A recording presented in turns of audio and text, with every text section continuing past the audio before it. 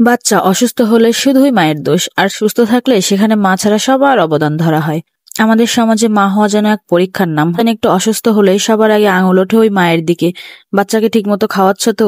আগে থেকে সতর্ক ছিলে না ঠান্ডা লেগে গেছে? নিশ্চয়ই কাপড় ভেজা ছিল, নয়তো বেশিক্ষণ গোসল করিয়েছো? এমন সব প্রশ্ন যেন সমাজের মুখস্থ বলি।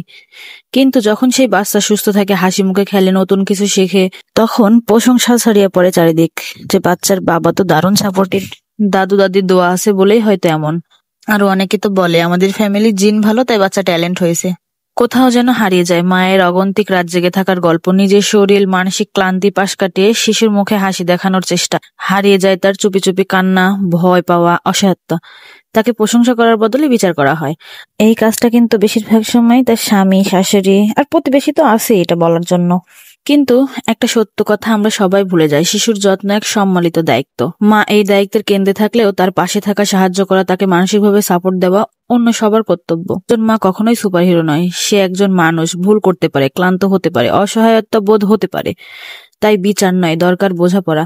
আমি সবসময় বলি, যদি সন্তানের অসুস্থতার দায় শুধু মায়ের হয়, তবে সুস্থতা ও হাসি মুখের কৃতিত্ব সেই মায়ের একক প্রাপ্য, অন্য কারো না।